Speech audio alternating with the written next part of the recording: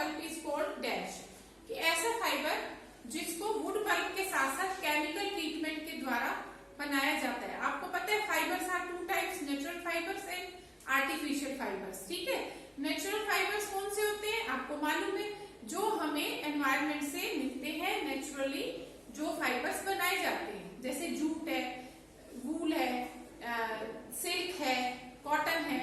Cotton और jute किससे मिलती है? प्लांट से। वूल किससे मिलती है? हमें शीप से। और सिल्क किससे मिलती है? हमें सिल्क मोथ से। ठीक है ना, तो ये नेचुरल फाइबर हुए। आर्टिफिशियल फाइबर जो मैनमेड फाइबर्स होते हैं, जो हमारे द्वारा बनाए जाते हैं बाय केमिकल प्रोसेसिंग के थ्रू। ठीक है, तो इसमें ये बताना है, इस फाइबर का नाम बताना है जो केमिकल ट्रीटमेंट तो जिसको दिया गया है, लेकिन साथ साथ वुड पल्प मतलब प्लांट फाइबर भी, उसमें हमने प्लांट प्रोडक्ट भी यूज किया हुआ है। ठीक है, तो 4 ऑप्शन है, करेक्ट ऑप्शन इज ए। क्या है? रेयन। क्या आएगा? रेयन। हाँ। Second is acrylic is manmade fibre, is a good substitute of a natural fibre. Which is the natural fibre? Acrylic क्या है?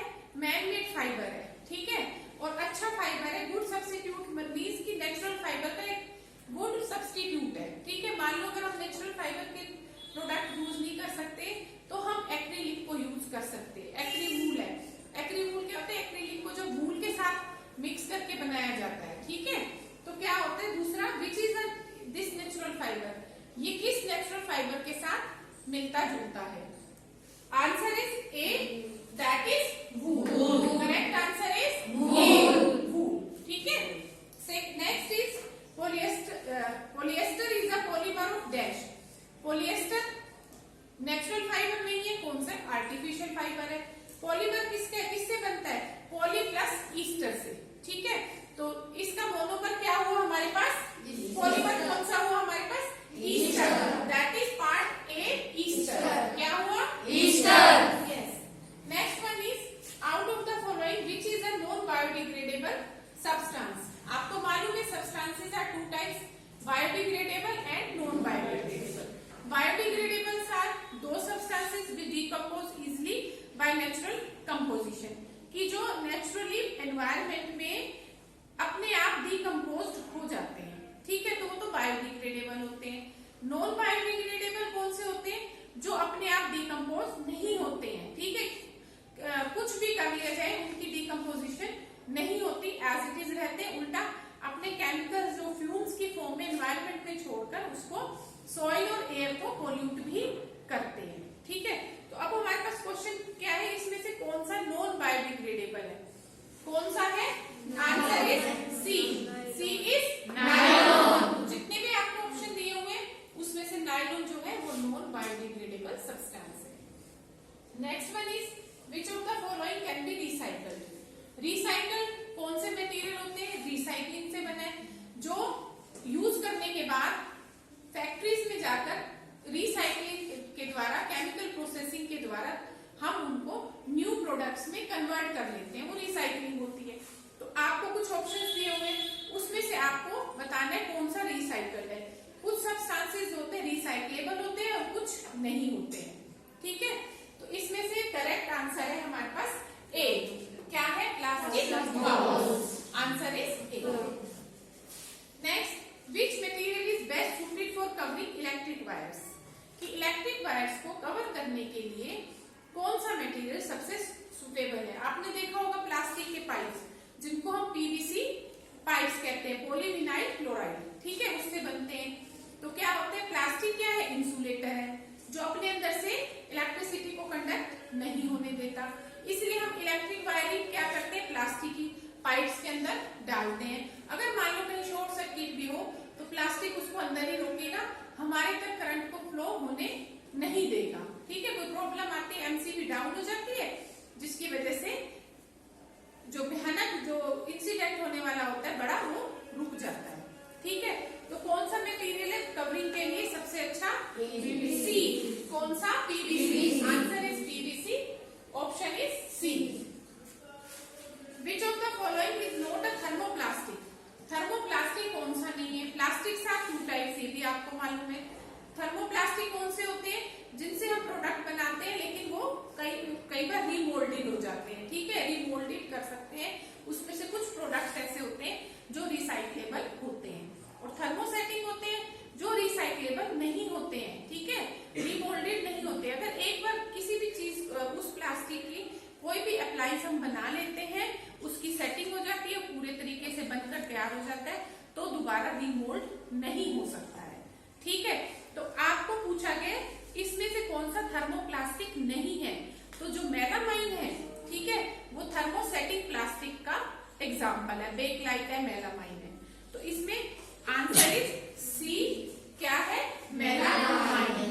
ये थर्मोसेटिंग का है, थर्मोप्लास्टिक का एग्जाम्पल नहीं है।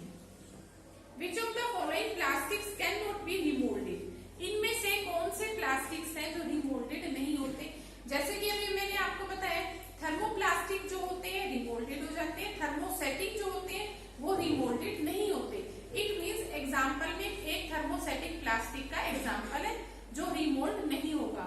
The correct answer is C, that is Bakelite, ठीक है, बेकलाइट होता है, आंसर इज सी, ठीक है।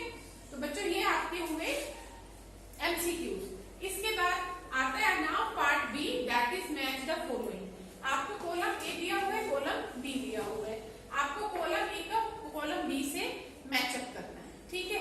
फर्स्ट इज पॉलिएस्टर, बताइए करेक्ट आंसर इज पॉलिएस्टर का, हाँ, fabric do not wrinkle easily, the answer is fabric do not wrinkle easily, ऐसा फैब्रिक जिसके ऊपर रिंकल्स आसानी से नहीं आते हैं। Next second is Teflon, Teflon किसके एग्जांपल है, थर्मोसेटिक प्लास्टिक का, नहीं वो तो ठीक है, थर्मोसेटिक प्लास्टिक का एग्जांपल है। तो इसमें से इसका क्या आएगा, answer is used to make non-stick cookware, कि जो नॉन-स्टिक कुकवेयर्स होते हैं वो टेफ्लॉन के बने होते हैं, बेस जो होता है, कोटिंग जो होती है वो टेफ्लॉन की होती है। जब हम उसको हीट पे रखते हैं तो उसके ऊपर कोई असर नहीं होता, मतलब वो मेल्ट नहीं होते, ठीक है। नेक्स्ट आ जाता है आपका टेफ्लॉन के बाद एक्रिलिक। एक्रिलिक अभी मैंने बताया नेचुरल फाइबर कौन सा इसका, वूल से है, ठीक है। तो एक्रिलिक का करेक्ट आंसर आपके पास क्या आएगा, used to make optical lenses, कि इसका इस्तेमाल हम ऑप्टिकल लेंसेज को बनाने में भी एक्रिलिक का इस्तेमाल करते हैं। Next is nylon. नायलॉन क्या है, सबसे पहला जो इन्वेंट किया हुआ सिंथेटिक फाइबर है वो नायलॉन है। इसका नायलॉन नाम क्यों पड़ा, क्योंकि न्यूयॉर्क और लंदन दोनों ने फर्स्ट टाइम एक सिंथेटिक फाइबर की रचना की थी, ठीक है।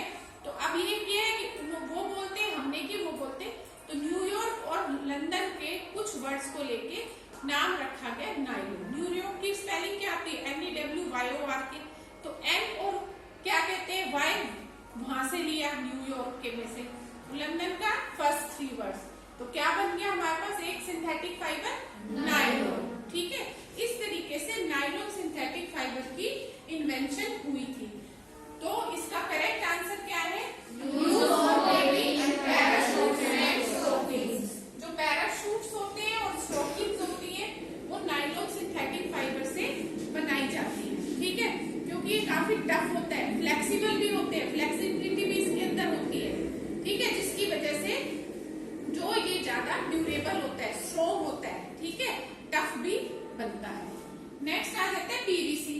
PVC pipe polyvinyl vinyl chloride, जैसे अभी मैंने आपको बताया है, ठीक है, डिफरेंट चीज में इस्तेमाल किए जाते हैं। यहाँ इसका ऑप्शन क्या है, यूज फॉर मेकिंग पाइप्स, ठीक है, use for making pipes. PVC कहते हैं ना, पीवीसी के पाइप हमने मंगवाए, पीवीसी पाइप का इस्तेमाल करते हैं, ठीक है, वो आपने देखे भी हैं। आपके जो प्लम्बर आता है, घर में काम कर रहा है, जितनी भी वाटर अप्लायंसेस में यूज किया जाता है पानी के लिए, इलेक्ट्रिकल अप्लायंसेस में यूज किए जाते हैं, वो पीवीसी पाइप्स ही होते हैं, ठीक है। नेक्स्ट आ जाता है रबर, ठीक है, लास्ट ऑप्शन हमारे पास क्या बना है, it is obtained from latex. रबड़ क्या होता है, रबड़ का पौधा होता है, ठीक है, रबड़ के पौधे में से जब वो पेड़ होता है तो उसकी जो बात होती है, स्टेम होती है, उसमें कट लगा के उसके नीचे एक बर्तन रख दिया जाता है, ठीक है, उसमें से एक उसका जूस निकलता है रबड़ के पौधे में से, ठीक है, वो जूस को फिर उसके अंदर कलेक्ट कर लिया जाता है, ठीक, फिर में केमिकल प्रोसेसिंग के थ्रू उससे रबड़ के आइटम्स बनाए जाते हैं। तो वो जो जूस निकलता है ना, उसको हम लैटेक्स कहते हैं। It is obtained from